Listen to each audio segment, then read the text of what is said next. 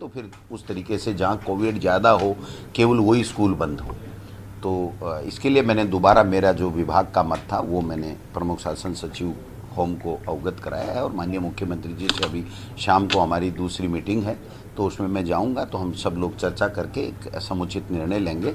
लेकिन कोविड से लोगों को बचाना है, बच्चों को बचाना है और हमें एक साल भी बच्चों का बर्बाद नहीं हो इस बात को भी देखना है। तो सरकार रोज़ाना प्रतिदिन इसके ऊपर मंथन मनन करती है और उसके बाद में निर्णय लेती है। तो मैं समझता हूँ कि इसके बारे में हम लोग आज शाम तक कोई न कोई और निर्णय लेंगे कि भाई किस तरीके से इसी एसओपी पे जाना है या इसमें कोई थोड़ा बहुत संशोधन करना है, तो ये शाम तक क्लियर। लेकिन विभाग का मत है कि जो जहाँ कोविड ज़्यादा है वहीं बंद होने चाहिए। नहीं, विभाग का तो ये मत है कि कोविड से तो बच्चों को बचाना ही बचाना चाहिए, लेकिन इसमें असमानता नहीं होनी चाहिए। असमानता होने से फिर वो जो प्राइवेट स्कूल वाले हैं उनकी दिक्कत आती है कि साहब हमारी स्कूल तो नहीं चल रही है और पड़ोस में 2 किलोमीटर पे स्कूल चल रही है, तो फिर मैं समझता हूँ उनके लिए थोड़ी दिक्कत आती है। तो इस पे पूरा करेंगे क्योंकि इसमें हेल्थ डिपार्टमेंट भी इन्वॉल्व है, इसमें होम भी डिपार्टमेंट भी इन्वॉल्व है, इसमें मुख्यमंत्री जी के स्तर पे इस तरह के निर्णय होने होते हैं। तो हमने हमारी बात रखनी है, उसके बाद में फैसला अंतिम माननीय मुख्यमंत्री जी को करना है। तो तैयारी से क्यों नहीं आए आप? जब अधिकारी आज मंत्री बैठक ले रहे हैं तो तैयारी से अधिकारियों को आना वो तो वो जाने क्यों नहीं आए, लेकिन नहीं आए तो मैंने उसको पोस्टपोन कर दी और 2-3 दिन के अंदर दोबारा उसकी जो डिटेल हमको चाहिए, जिस मीटिंग के लिए जिसका पर्पज़ है, जिस तरीके से, तो उसके लिए दोबारा तैयारी करके आ जाएंगे। कोई कार्रवाई के जो स्टूडेंट्स हैं उनको प्रमोट करने का फैसला लिया गया है। अब चर्चा चल रही है कि यही फॉर्मूला 8वीं तक के बच्चों पर लागू हो सकता है, 8वीं तक के बच्चों को प्रमोट किया जा सकता है। करेंगे, आज इस पे चर्चा भी करेंगे, इस पे भी चर्चा करेंगे। अधिकारी आए हुए हैं, तो हमारी एक दूसरी बैठक भी हमने आज रख रखी है, जो भर्तियां कोर्ट में अटकी हुई हैं उसको लेकर के भी हमने चर्चा रख रखी है अधिकारियों के साथ में। तो इसके ऊपर भी हमारे डायरेक्टर वगैरह आए हुए हैं, तो उस पर भी चर्चा करेंगे कि क्या इसमें कोई ऐसी दिक्कत नहीं आ जाए, क्योंकि एक तरफ हम 6 से 9 बंद कर रहे हैं, एक तरफ हम 8वीं कराएंगे, तो दोनों विरोधाभासी बातें हो गई। तो इसको क्लियर करेंगे हम, और पहले विभागीय स्तर के ऊपर हम हमारी तैयारी करेंगे और फिर माननीय मुख्यमंत्री जी के सामने सारी बात रख कर फिर अंतिम निर्णय मुख्यमंत्री जी। एक जो है शहरी संकुल प्रभारियों को कुछ अधिकार दिए गए हैं हाल ही में, उसको लेकर एक रूमर चल रहा है कि प्राथमिक शिक्षा को माध्यमिक शिक्षा में मर्ज करने की कहीं ना कहीं कवायद चल रही है। नहीं, कोई इस तरह की कोई बात नहीं है, कोई बात नहीं है। आप देख सकते हो प्रारंभिक शिक्षा और माध्यमिक शिक्षा में जो आपका रमसा और समसा था उसको तो एक कर ही दिया गया है। तो ये तो केंद्रीय प्रवर्तित जो योजनाएं हैं और जिस तरीके से उसकी फंडिंग होती है उसमें तो एक ही है वो। बाकी ऐसा कोई अभी इस तरह का कोई विचार नहीं है कहीं भी। सर, शिक्षा संकुल में लगे हुए कर्मचारी और टीचर्स का मेडिकल बिल का मामला काफी लंबे समय से अटका हुआ है। अधिकारी ये कहते हैं कि फंड नहीं है, वो क्लियर नहीं हो पा रहे। कम से कम मेरी नॉलेज में ऐसा नहीं है, मेरे संज्ञान में आप आज लाए हो, मैं आज इसको दिखवा लेता हूँ कि भाई क्या मामला है। गार्गी पुरस्कार मेडिकल का बिल तो मिलना ही चाहिए कर्मचारी को, मेडिकल तो अति आवश्यक उसमें इमरजेंसी में आता है। एक सर स्कूलों ने, प्राइवेट स्कूलों ने लगभग ऑनलाइन क्लास पूर्ण रूप से बंद ही कर दी जब से ऑफलाइन शुरू हुई। अब 1 से 5 वाले बच्चों को तो प्रमोट कर रही है सरकार। अब कोरोना भी बढ़ रहा है, तो क्या सरकार प्राइवेट स्कूलों को ये भी देखिए, सीबीएसई बोर्ड के अलग रूल होते हैं। सीबीएसई बोर्ड अपनी निर्देश जारी करता है और माध्यमिक शिक्षा बोर्ड अपने निर्देश जारी करता है। तो मैं तो स्टेट गवर्नमेंट की तरफ से, जो माध्यमिक शिक्षा बोर्ड की तरफ से है, उसमें ऐसी कोई बात नहीं है। बाकी सीबीएसई वाले तो वो जाने। हमारी तो सरकारी स्कूलों में तो देखो ऑनलाइन की व्यवस्था ही बहुत कम है, तो हम तो ऑनलाइन की बात ही नहीं कर रहे। वीडियो और वो जाके वो चल रही है। तो अब इसको दिखवा लेंगे, दोबारा से दिखवा लेंगे, देख लेते हैं क्या है। बाकी सीबीएसई का कोई निर्देश होगा तो वो एक अलग बात है। गार्गी पुरस्कार की जो राशि है पैसा वो नहीं, जो बजट है वो नहीं मिलने की भी बात आ रही है। किसने कहा नहीं मिल रहा है? हमने तो आरटीजीएस किया है पिछले दफा भी, अब भी जब गार्गी पुरस्कार होगा तो देंगे। पर्याप्त बजट है, 1 पैसे की कमी नहीं है। आपकी मर्जी है, जब बता देना। भरत सिंह जी का एक लेटर हाल ही में वापस मुख्य सचेतक का ऑडियो वायरल हो रहा है। बीजेपी के कह रहे हैं कि तितलिया को मसल कर रख देंगे। ये बीजेपी का चाल चरित्र और चेहरा देश के सामने अब धीरे धीरे आ रहा है। एक नहीं, अनेकों आएंगे। और जिस भाषा का प्रयोग मैं समझता हूँ, अगर ये वो वीडियो ऑडियो सही है, तो इससे बड़ा दुर्भाग्यपूर्ण, इससे बड़ा निंदनीय कोई बयान हो नहीं सकता कि हम मसल के रख देंगे।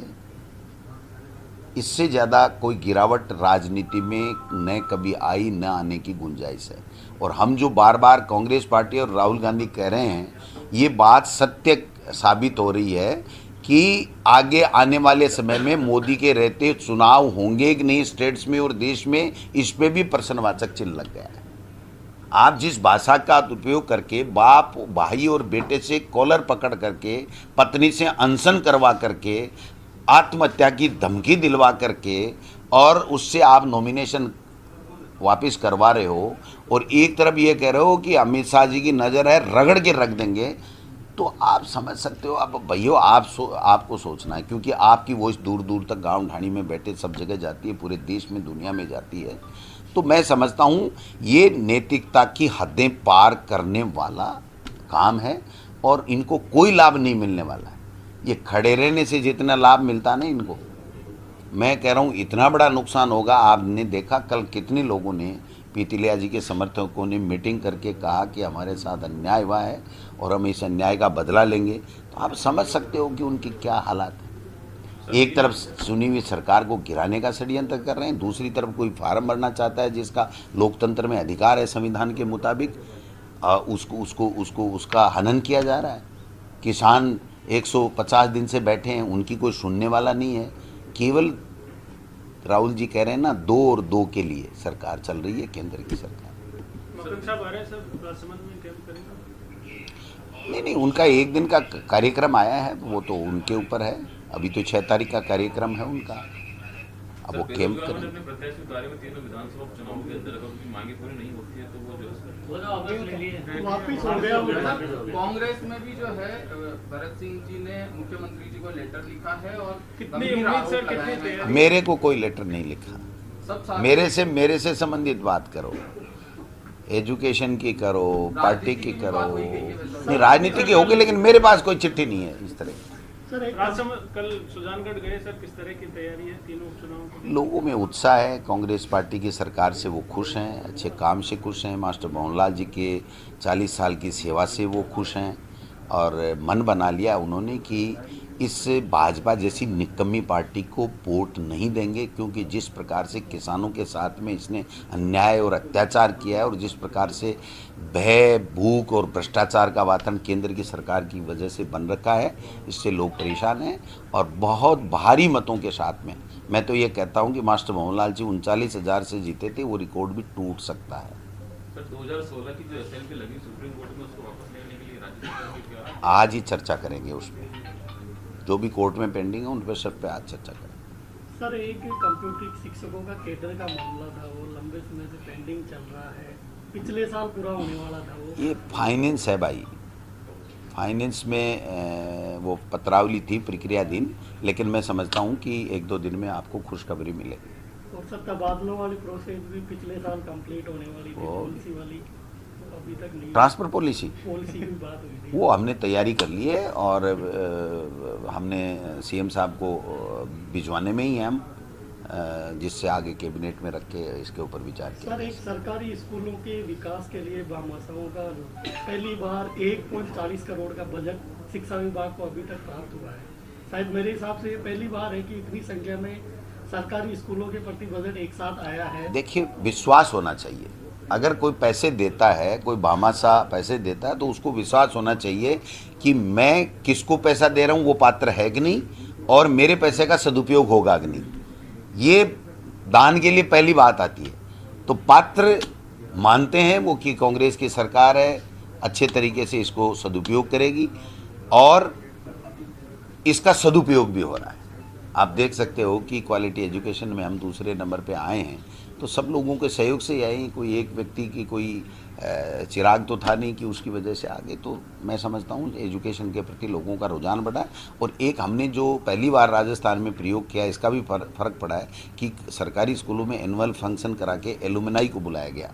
तो जो एलुमनाई आ रहे हैं वो पैसे दे रहे हैं। वो कह रहे हैं यार हम जहाँ पहली 10वीं 5वीं पढ़े और आज हम करोड़पति अरबपति बन गए, तो मैं समझता हूँ कि उनकी भावनाएं जो है उसको हमने इनकेश किया और वो संपन्न भी हैं और उनको लग भी रहा है। जब स्कूल में आते हैं, बच्चों को देखते हैं, वहाँ के वातावरण को देखते हैं, तो वो निश्चित रूप से प्रभावित होते हैं। सर, स्कूल शिक्षा परिषद की ओर से इस महीने में सभी स्कूलों का निरीक्षण किया जाएगा प्रदेश भर की, तो क्या इसमें अधिकारियों को भी लगाया जाएगा? क्यों नहीं IAS लगाएंगे? और RS अधिकारियों की बात। सारे लगेंगे, सबको जाना पड़ेगा और मैं खुद भी जाऊंगा। हम क्यों नहीं जाएं? हमारे स्कूलों में जाएं, देखें, उनके समस्याओं का समाधान करें। कोई कमी है तो उसको हम लोग देखेंगे, बिल्कुल करना चाहिए। ये बात तो हमारे सबके लिए लागू होती है, क्योंकि एजुकेशन हमारी बुनियादी आवश्यकता है। अगर उस पर हम ज़्यादा जोर दे देंगे तो हम अच्छे क्वालिटी के बच्चे पैदा कर पाएंगे, तो हमारे देश को नाम रोशन होगा। Thank you. ठीक है सर।